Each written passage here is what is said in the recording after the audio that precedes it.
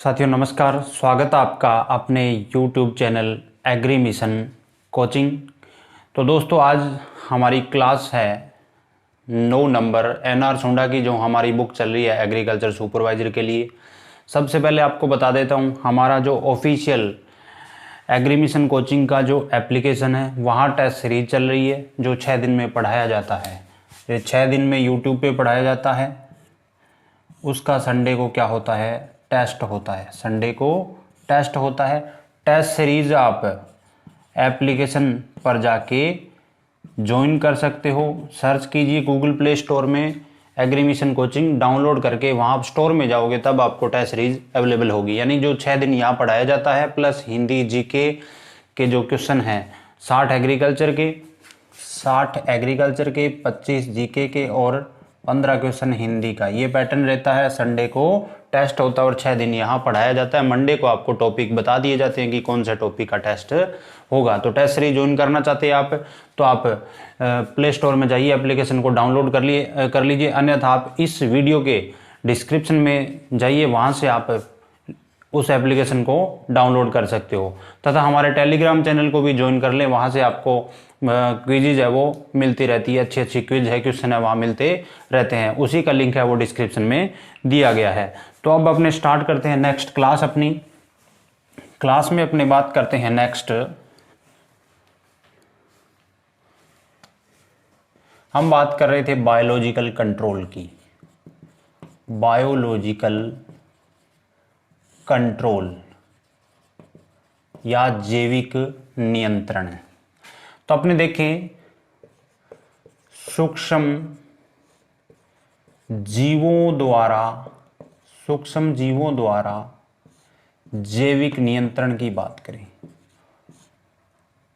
सूक्ष्म जीवों द्वारा जैविक नियंत्रण, देखिए जो छोटे छोटे सूक्ष्म जीव होते हैं या जो माइक्रोब्स होते हैं, उससे अपने कैसे उन कीटों का कंट्रोल कर सकते हैं जो हमारे फसल में क्या करते हैं, नुकसान पहुंचाते हैं।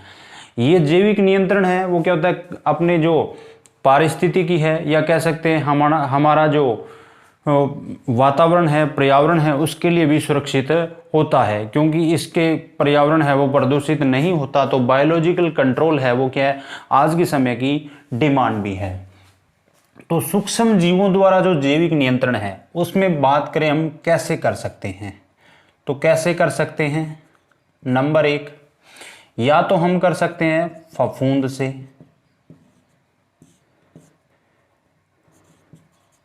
फंजाई द्वारा, या हम कर सकते हैं जीवाणु द्वारा,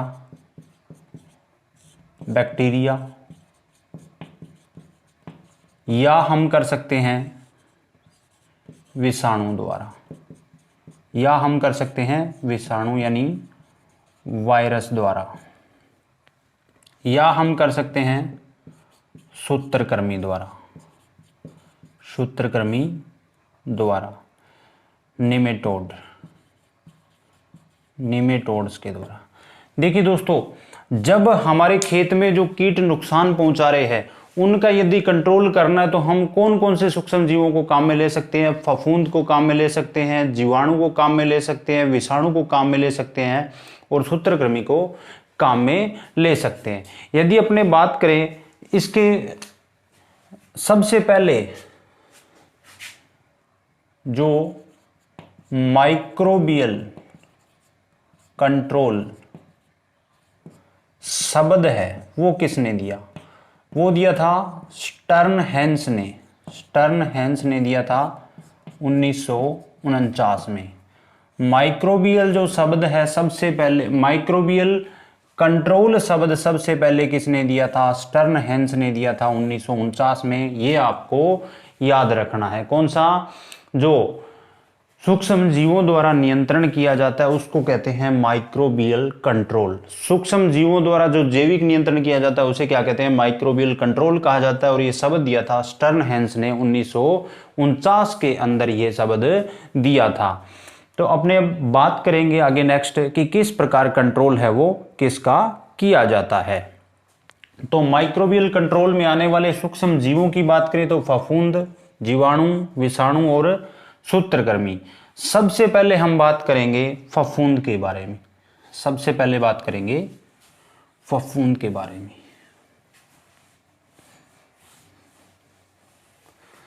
सबसे पहले अपने देखें नंबर 1 फफूंद, या जिसको कहा जाता है फंजाई कहते हैं। देखिए एक फंगस होती है, ये क्या करती है, जो हमारा नुकसानदायक कीट होता है जो खेत में नुकसान पहुंचाता है उसमें क्या कर देती है, संक्रमण कर देती है, उसकी त्वचा से उस कीट में पहुंच जाती है और उस कीट को ये फंगस है वो क्या कर देती है, मार देती है। क्या कर देती है, इसको मार देती है।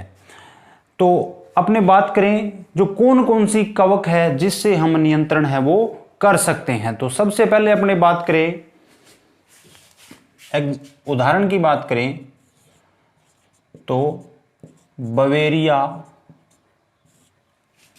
बेसियाना।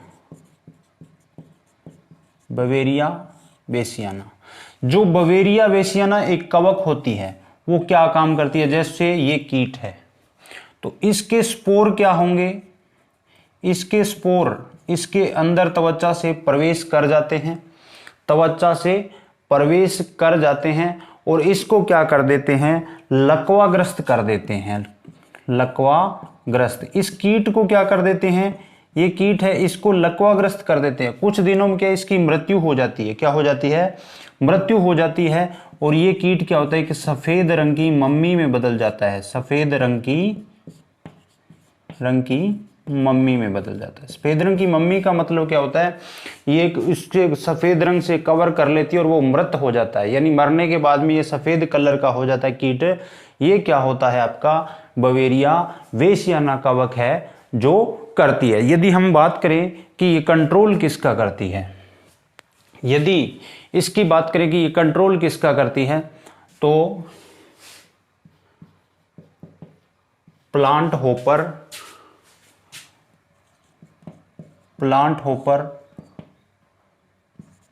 Grass hopper,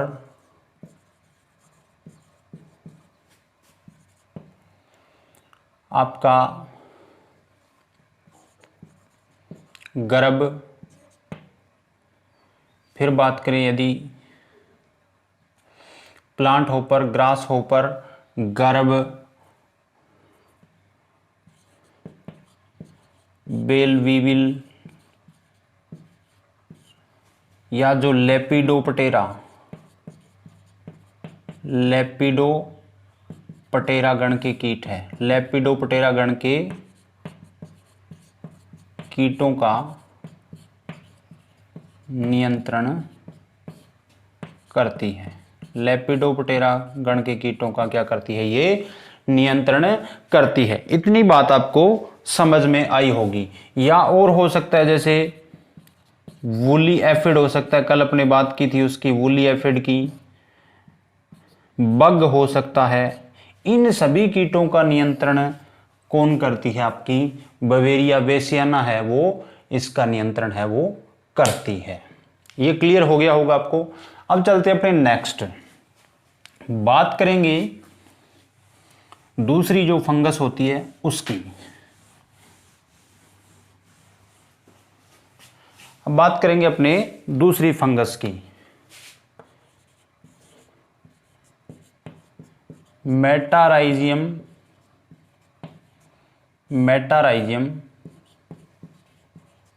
एनिसोप्ली।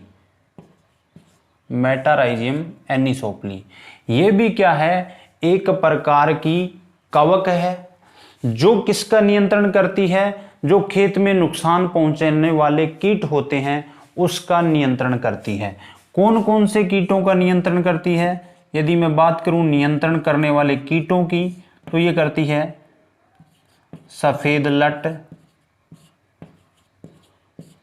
लट, दीमक, grass hopper, plant hopper, बिटिल, woolly Apple aphid यानी सेब में जो बूली एफिड लगता है, और बग का क्या करती है, नियंत्रण करती है।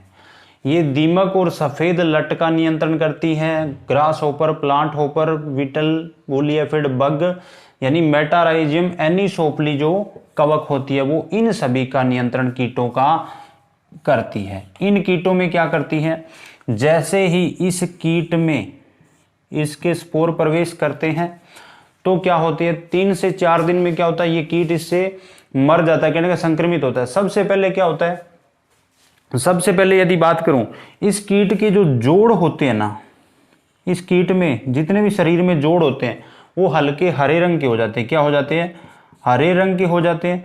बाद में ये कीट का क्या हो जाता है, इसका जाल अंदर फैल जाता है फंगस का इसके अंदर, तो पूरा का पूरा कीट हरा हो जाता है और ये बिल्कुल मृत हो जाता है।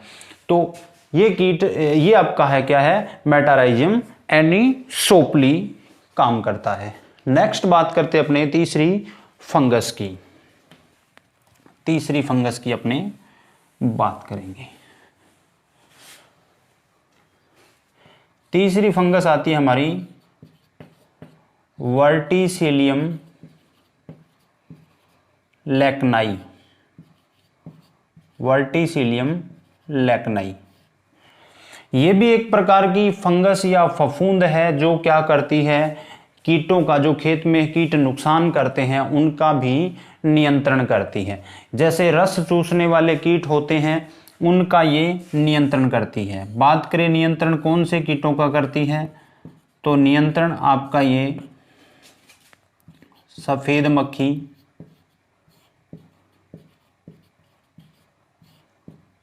माहू, एफिड, इन कीटों का जो वर्टिसिलियम लैक्नाई है वो क्या करती है, नियंत्रण करती है। इसके अलावा भी आपके जो स्केल कीट होते हैं, थ्रिप्स होती है, रस चूसने वाले कीट होते हैं, जैसे स्केल कीट हो गया, थ्रिप्स हो गया, स्केल कीट हो गया, थ्रिप्स हो गया, इनका भी ये नियंत्रण करती है।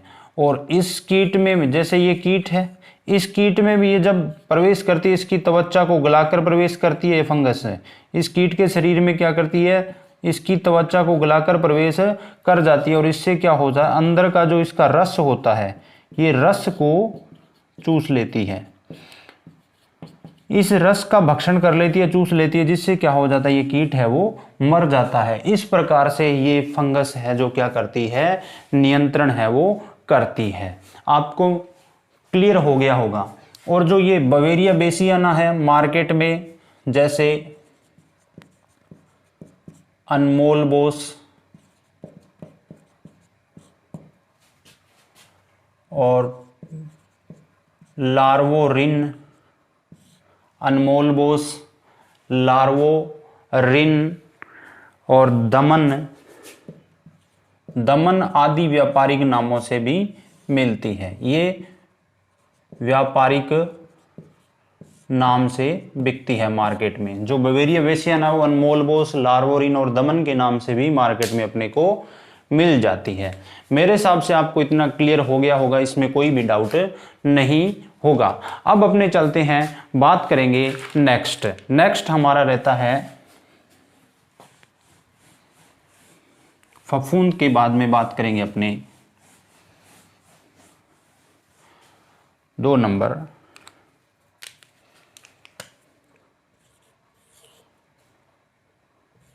जीवाणु की,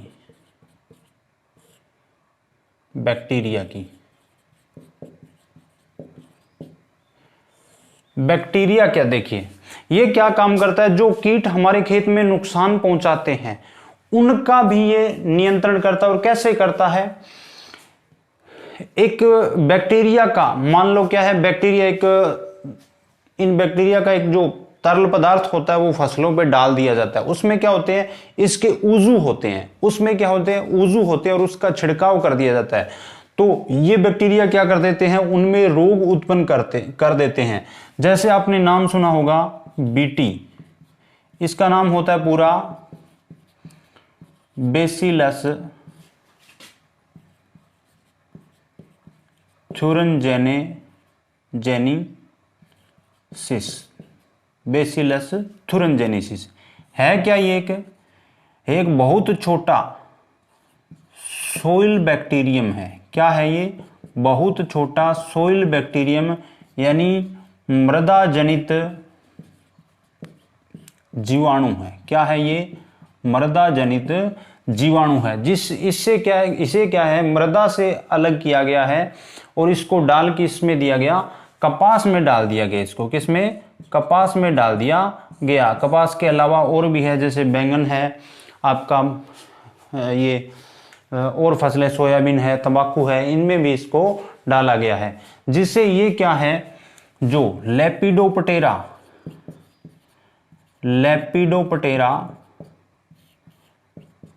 गण की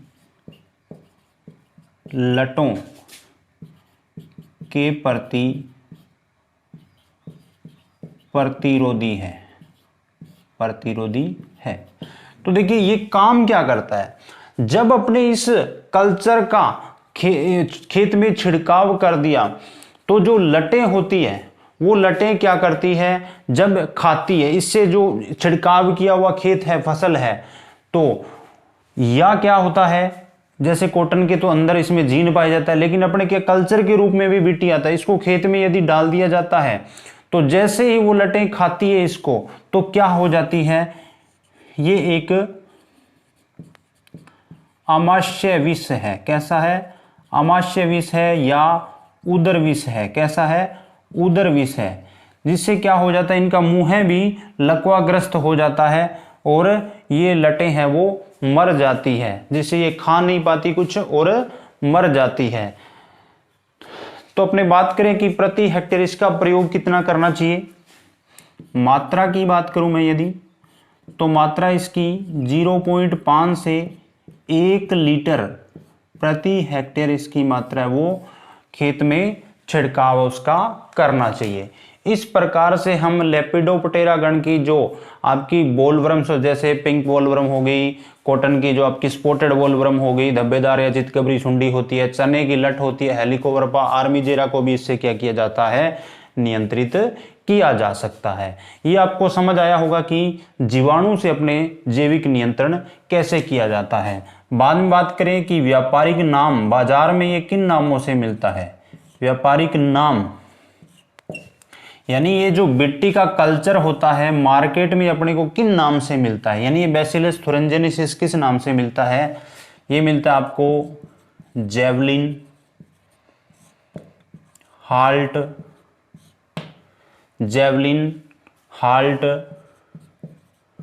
डाइपेल, बायोविट आदि इन नामों से मिलता है। जेवलिन हो गया, हाल्ट हो गया, डाइपेल हो गया, बायोविट हो गया, इन नामों से आपको बाजार में ये बैसिलस थुरिनजेनेसिस का कल्चर है जो मिलता है, जिसको आप क्या कर सकते हो, अपनी फसल पर छिड़काव कर सकते हो या कीटों से उनको बचा सकते हो, जैविक नियंत्रण कर सकते हो। उसके बाद में नेक्स्ट अपने बात करेंगे हमारे तीसरे सूक्ष्म जीव की, एनपीवी। कौन सा? एनपीवी। तीसरा हमारे पास सूक्ष्म जीव है एनपीवी, जिसकी फुल फॉर्म है न्यूक्लियर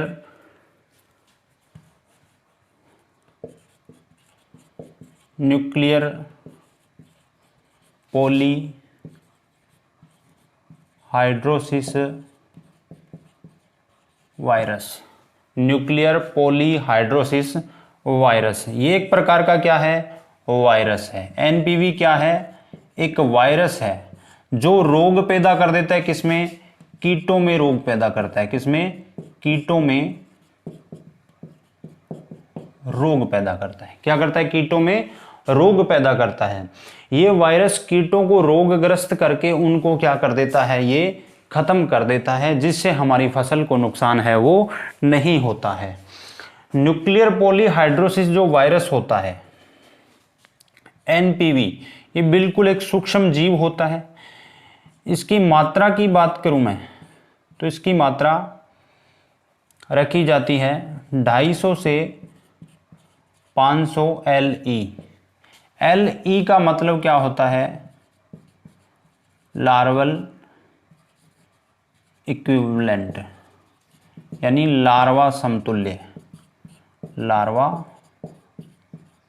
समतुल्य, लार्वा समतुल्य का मतलब क्या है? जब क्या हो जाता है, इफेक्टिव किस पे होता है ये वायरस है? उस कीट की लार्वा अवस्था पर होता है। जब उस कीट की जब लार्वा अवस्था होती है तब इसका छिड़काव किया जाता है खेत में, जिससे क्या होता है, ये नियंत्रण कर देता है। तो एनपीवी जो न्यूक्लियर पॉलीहाइड्रोसिस वायरस होता है वो लेपिडोप्टेरा गण की जो कीट होते हैं, किस पे प्रभावी है ये? लेपिडोप्टेरा गण के कीटों पर। किस पर प्रभावित है ये? लेपिडोप्टेरा गण के कीटों पर ये क्या कर रहता है? प्रभावी रहता है। फिर अपने यदि बात करें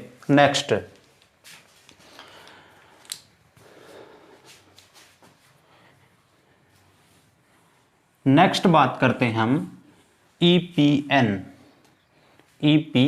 की।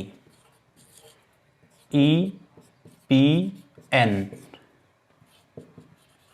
एंटोमोपैथोजेनिक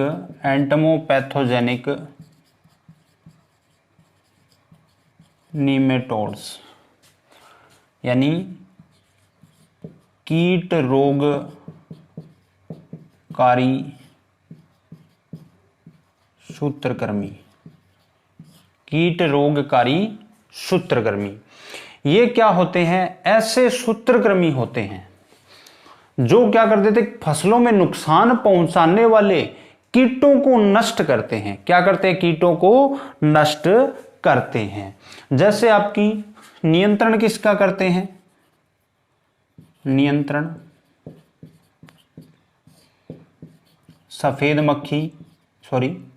सफेद लट,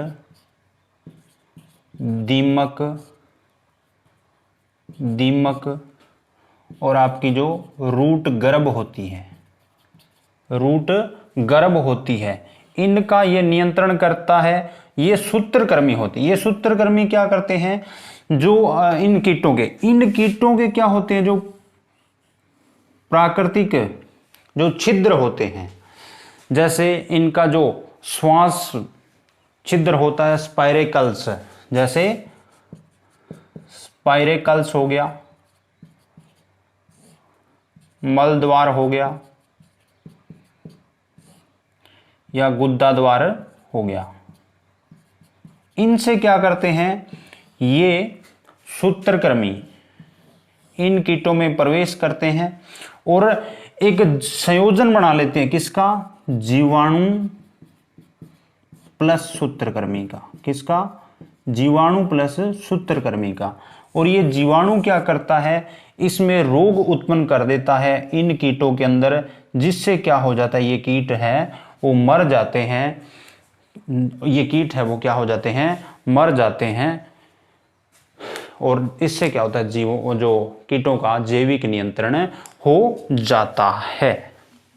मैं बात करूं यदि कि जो एंटोमोपैथोजेनिक नीमेटोड होते हैं, ये भी क्या होते हैं? इनकी दो फैमिली होती है। कौन कौन सी रहती है? एक तो रहती है, फैमिली की बात करूं इनकी, फैमिली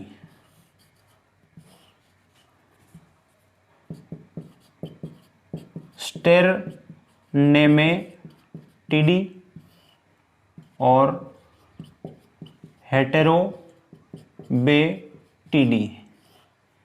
तो जो स्टेरनेमेटिडी सूत्रकृमि होता है, जो परिवार का सूत्रकृमि होता है, इससे जो संक्रमित कीट होता है वो किस कलर का होता है? सफेद रंग का हो जाता है। और जो हेटेरोबेटिडी होता है, हेटेरोबेटी परिवार का जो सूत्रकृमि होता है उससे संक्रमित या जो मृत कीट हो जाता है वो किस एक प्रकार का पीले कलर का होता है। आपको इतनी बातें ध्यान में रहनी चाहिए कि सफेद लट, दीमक, इस रूट गर्भ का सूत्रकृमि जीवाणु का संयोजन होता है वो नष्ट कर देता है, ईपीएन होता है। और ये बाजार में एक नाम से मिलता है DD136। इसका नाम क्या होता है? ब्लैक कमांडो ब्लैक या ग्रीन कमांडो, ब्लैक या ग्रीन कमांडो के नाम से ये बाजार में आपको मिलता है। DD-136 ये क्या है? जीवाणु और सूत्रकृमि का संयोजन है। DD-136 एक मिक्सचर होता है जो खेत में अपनी फसल पे डाल दें, जिससे क्या हो, जो भूमि में डालते हैं सॉरी, यानी जो मृदा, ये क्या होते हैं, सारे के सारे मृदा में रहते हैं कीट और जड़ को नुकसान पहुंचाते हैं। तो इसका प्रयोग अपने किस में करते हैं? भूमि के अंदर करते हैं। जो कीट भूमि के अंदर फसल को नुकसान पहुंचाते हैं उनका नियंत्रण है वो एंटमोपैथोजेनिक निमेटोड से किया जाता है। मेरे हिसाब से आपको इतना क्लियर हो गया होगा। फिर अपने बात करेंगे कुछ महत्वपूर्ण जैविक कारक और है जिनसे अपने जैविक नियंत्रण किया जा सकता है, जिनसे जैविक नियंत्रण किया जा सकता है।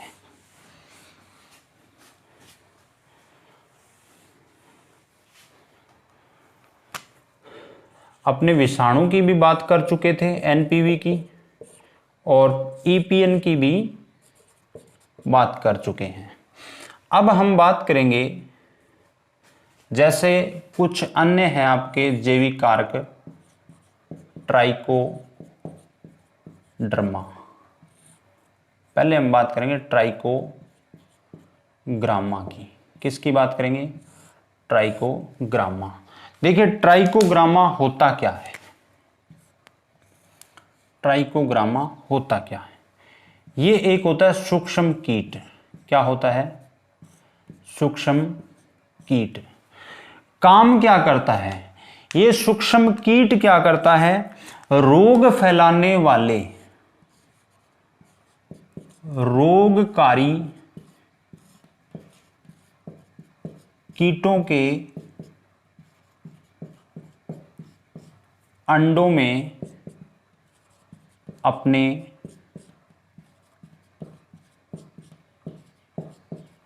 अंडे देता है। देखो ये ट्राइकोग्रामा एक क्या होता है? अंड परजीवी कीट होता है। क्या होता है? अंड परजीवी। अंड परजीवी कीट, या इसे कहते हैं एग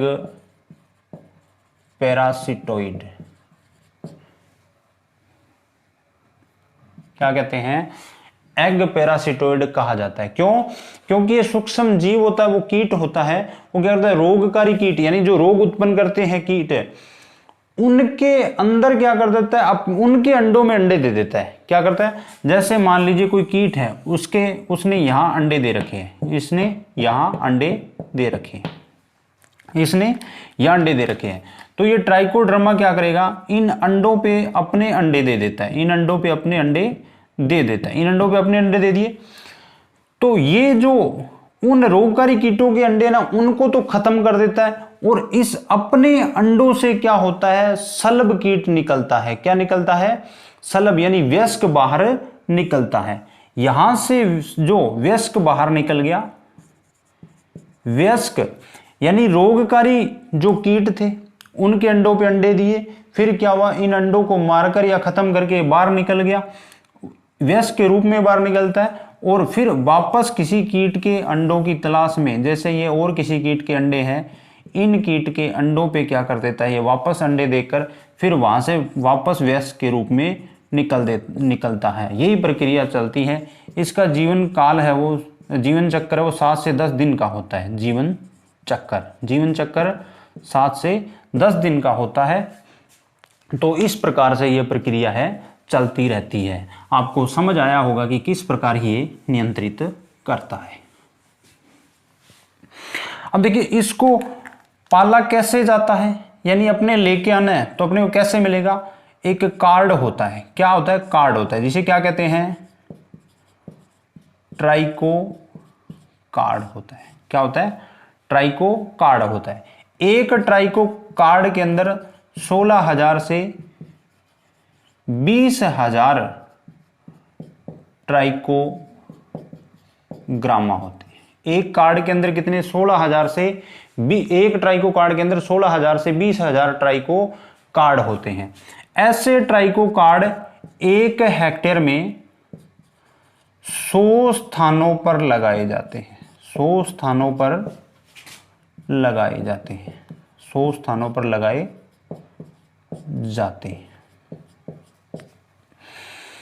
अब जैसे अपने इसको लेके आएंगे तो इसको क्या अंड परजीवी होता है, कुछ किसी जीव का उसे अंडे तो चाहिए, ऐसे तो नहीं अकेला रह सकता ये, यानी ये परजीवी के रूप में उनके अंडों पे रहता है। तो अपने जब इस ट्राइकोकार्ड पे लेके आते हैं तो ये किस पे रहता है, एक धान का कीट होता है, धान का सलब कीट होता है, धान का सलब कीट होता है, सलब कीट है जिसका नाम होता है कोरसायरा सेफोलिनिका, कोरसायरा सेफोलिनिका, ये एग्जाम में पूछा जा सकता है। इसको क्या, जैसे अपने इसको मार्केट से लेके आते हैं ना, मार्केट से लेके आते हैं तो एक कार्ड होता है जिसपे धान के सल्ब कीट के अंडे होते हैं। इस कीट के अंडों के ऊपर क्या होता है, वो ट्राइकोग्रामा अंड परजीवी रहता है, क्योंकि अकेला नहीं तो उसको परजीवी के रूप में रहने के लिए क्या चाहिए, अंडे चाहिए। तो इस कीट के जो अंडे होते हैं ना, सल्ब कीट कोरसायरा सेफोलिनिका, इसके अंडों पे इसको पाला जाता है। और 1 हेक्टेयर में क्या है, 100 स्थानों पर ट्राइकोकार्ड है वो लगाने चाहिए। डायरेक्ट जो ट्राइकोकार्ड है ना, वो जो आपकी फसल की पत्ती है उसके नीचे थोड़ा सा छाया में लगाया जाता है ताकि ये उससे धूप से है वो नष्ट न हो। ये रहता है आपका ट्राइकोग्रामा। और ये क्या करता है, जैसे कपास है, कपास की सुंडी हो गई, मक्का, धान, गन्ना, इनके जो तना छेदक होते हैं, तना छेदक होते हैं का नियंत्रण करता है, इनके तना छेदक का क्या करता है, नियंत्रण करता है। जो आपको पहले भी मैं एक क्लास में इसके बारे में बता चुका हूं कि ये किस प्रकार नियंत्रित करता है। तो ट्राइकोग्रामा के बारे में आपको समझ आया होगा। अब अपने बात करेंगे ट्राइकोड्रामा के बारे में। बात करें ट्राइकोड्रामा के बारे में। ट्राइकोड्रामा कुछ जैविक कारकों की और अन्य की बात कर रहे थे। तो पहला हमारा हो चुका था कौन सा, ट्राइकोग्रामा हो चुका है। दूसरा हमारा रहता है ट्राइकोडर्मा। क्या रहता है ये, ट्राइकोडर्मा। अब अपने बात करें ना ट्राइकोडर्मा की। ट्राइकोडर्मा भी एक क्या होता है, फंगस होता है। क्या होता है, एक कवक रहता है, एक सूक्ष्म कवक होता है जो रोग उत्पन्न करता है। किसमें, जो कवक होती है, ये सूक्ष्म कवक होता है और रोगकारी कवकों को नष्ट करता है। ये जो ट्राइकोडर्मा होता है ना, जो फसल में रोग उत्पन्न करती है ना, उन्हीं को नष्ट करता है। जैसे कोलर रोट हो गई, जैसे चने की विल्ट हो गई, कपास की विल्ट हो गई, अरहर की विल्ट हो गई। जो ये विल्ट होता है ना, ये भी किससे होते हैं, कवक जनित है। ये विल्ट कवक जनित है। तो इन कवक जनित, ये ट्राइकोडर्मा क्या करता है, इन कवक जनित जो रोग उत्पन्न करने वाले जो रोग है, ये कवक जनित, इस कवक पे आक्रमण करता है। क्या करता है, इस कवक पे आक्रमण करता है और इसको नष्ट कर देता है। जिससे क्या हो जाते हैं, ये इन रोगों, इन कोलर रोट है, चने की विल्ट है, कपास की विल्ट है, अरहर की विल्ट है, इनका भी क्या हो जाता है, नियंत्रण हो जाता है। इसका भी क्या हो जाता है, नियंत्रण हो जाता है। इस प्रकार से ट्राइकोडर्मा क्या करती है, आपका नियंत्रण करती है। फिर अपने बात करें इसकी जातियों की। इसकी 2 जातियां मुख्यतः, ट्राइकोडर्मा विरिडी, ट्राइकोडर्मा विरिडी और ट्राइकोडर्मा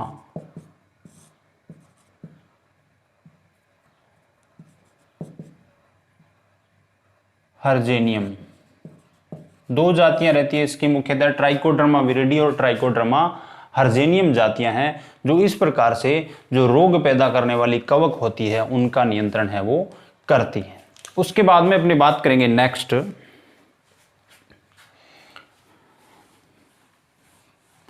एक जीवाणु और होता है बेसिलस, बेसिलस सबटिलस, बेसिलस सबटिलस, बेसिलस सबटिलस। जो बेसिलस सबटिलस होता ना है, ये जो कवकों द्वारा रोग उत्पन्न होते हैं, कवक जनित रोगों का नियंत्रण करता है, नियंत्रण करता है। ये खुद है क्या? ये खुद एक जीवाणु है। ये खुद क्या है? एक जीवाणु है। ये क्या है? खुद एक जीवाणु है। एक होता आपका Pseudomonas, Pseudomonas fluorescence, Pseudomonas fluorescence. ये भी एक आपका क्या रहता है? जीवाणु रहता है। ये भी आपका जीवाणु रहता है। ये क्या करता है आपका, जो आपके कवक जनित रोग होते हैं, कौन से होते हैं? कवक और सूत्रकृमि, कवकों व सूत्रकृमियों से उत्पन्न होने वाले रोगों का नियंत्रण।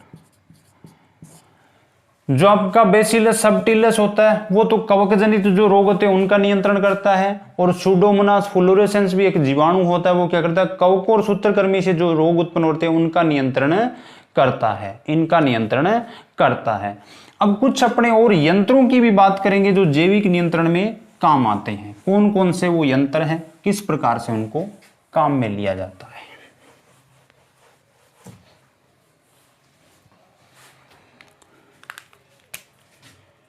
जैविक नियंत्रण में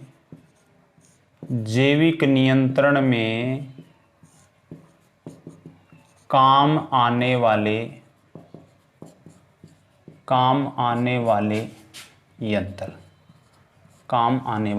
यंत्र। सबसे पहले यदि मैं बात करूं, प्रकाश पास, लाइट ट्रैप कहा जाता है जिसे, क्या कहते हैं इसको? लाइट ट्रैप कहते हैं। लाइट ट्रैप होता क्या है? देखिए, ऐसे कीट होते हैं जो जैसे वर्षा के टाइम में जो कीट आते हैं ना, आपने देखा हो लाइट के पास, जो बरसात होती है जब लाइट के पास कीट आ जाते हैं ना, वो क्या होते हैं? वयस्क होते हैं। वयस्क तो लाइट के पास आते हैं, लेकिन उन वयस्कों के जो बच्चे होते हैं ना, वो हानि पहुंचाते हैं फसलों को।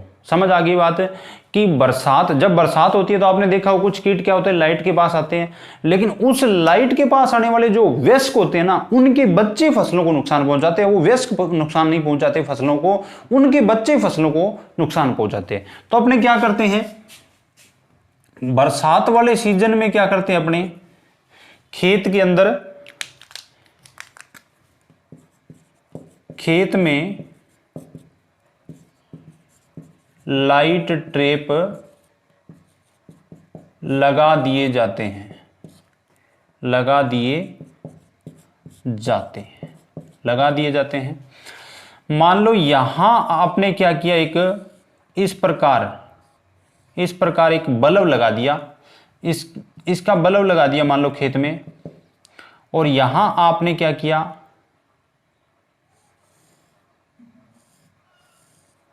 यहां आपने जल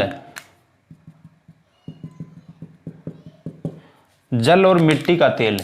इसमें अपने क्या डाल देंगे, टब में जल प्लस मिट्टी का तेल डाल देते हैं, तेल डाल देते हैं।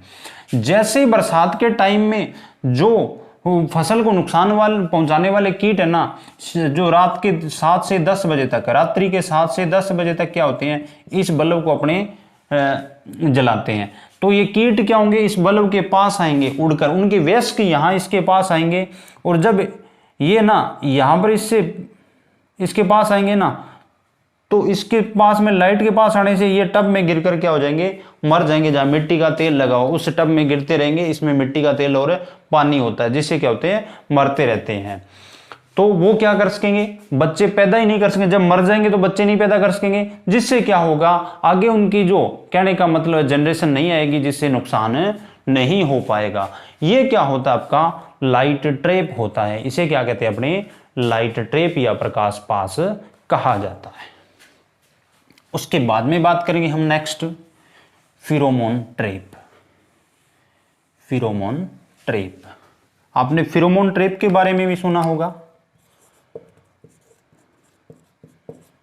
फिरोमोन ट्रैप, फिरोमोन ट्रैप, ये होता क्या है, ये क्या होता है, एक प्रकार का, मान लो ये इस प्रकार से एक यंत्र होता है, इसके अंदर क्या होता है, इसके अंदर यहाँ एक ये डंडी है, इस पे एक छलनी सी लगी होती है, इस पे क्या होती है, इस प्रकार से एक, ये यहां से इस प्रकार खुला रहता है, ये क्या होता है, यहां से खुला रहता है। तो यहां एक लूर लगा होता है, क्या होता है, इसको क्या कहते हैं, लूर कहते हैं। क्या कहते हैं, लूर कहते हैं। अब देखो लूर का क्या काम, क्या होता है, कीट क्या होते हैं, जो नर कीट होते हैं वो मादा कीटों की तरफ आकर्षित होते हैं। तो इस जो फॉर्मूला या ये मेथड है वो अप्लाई यहां किया जाता है। जो हानि पहुंचाने वाले फसलों को कीट होते हैं ना, उसमें जो मादा एक हार्मोन जो सिक्रेट करती है, जिससे एक प्रकार की जो गंध आती है, जो मादा एक हार्मोन सिक्रेट करती है, जिससे क्या करते हैं, नर कीटों को आकर्षित करती है मादा। तो वो क्या होता है, वो हार्मोन है, वो इस लूर में डाल दिया जाता है, यहां इसके अंदर लगा दिया जाता है, लूर के अंदर, यहां इसके अंदर लूर लगा जाती है। इसको क्या कहते हैं, लूर कहते हैं। जो हार्मोन, मादा हार्मोन है, वो कृत्रिम रूप से इसके अंदर लगा दिया जाता है, जिससे क्या होंगे, अब इससे क्या होगी, गंध आएगी। तो क्या होगी, जो नर कीट है ना, वो यहां से एंटर होके इसके अंदर फंसते चले जाते हैं। इसके अंदर क्या होते हैं, फंसते चले जाते हैं, जिससे क्या है, हम इन कीटों को बाद में क्या करते हैं, इससे निकाल के और इनको नष्ट कर देते हैं, यानी मार देते हैं इनको। तो इस प्रकार से भी अपने क्या कीटों का नियंत्रण कर देते हैं। अब किस फसल के लिए कौन से लूर का किस कीट के लिए प्रयोग किया जाता है, उसकी बात करते हैं हम। तो सबसे पहले अपनी बात करें, ये आपका लूर,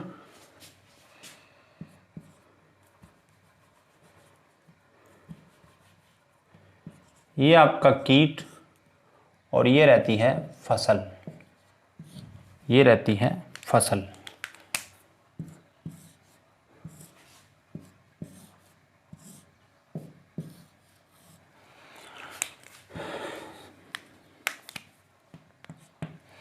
एक आपका होता है हेक्सालूर। हेक्सालूर होता है वो जो कपास की गुलाबी सुंडी, किसके लिए, गुलाबी सुंडी, पिंक बोलवर्म किसकी, जो पैक्टिनोफोरा गोसिपिला होती है, कपास की, इसके लिए अपने काम में लेते हैं। हेक्सालूर को काम में लिया जाता है। फिर अपने यदि बात करें गोसिप्लूर का, गोसिप्लूर होता है, गोसिप्लूर का प्रयोग भी कपास में किया जाता है गुलाबी सुंडी के लिए, गुलाबी सुंडी के लिए। फिर आपके रहता है हेलीलूर, इसका प्रयोग किया जाता है चने की लट, जो हेलिकोवर्पा आर्मीजेरा होती है, उसके लिए। चने की जो लट होती। एक होता है आपका एनीसोल। एनीसोल, एनीसोल का प्रयोग किया जाता है सफेद लट के लिए, मूंगफली और बाजरा के अंदर। मूंगफली और बाजरा के अंदर। एक आपका होता है ग्रैंडलूर। ग्रैंडलूर का प्रयोग किया जाता है बेल बीविल के लिए, कपास के अंदर। किसके लिए प्रयोग किया जाता है? बेल बीविल के लिए प्रकाश के अंदर ये कपास के अंदर प्रयोग किया जाता है। ये चीजें आपको याद रहनी चाहिए कि फेरोमोन ट्रैप है उसमें कौन सा लूर किसके लिए।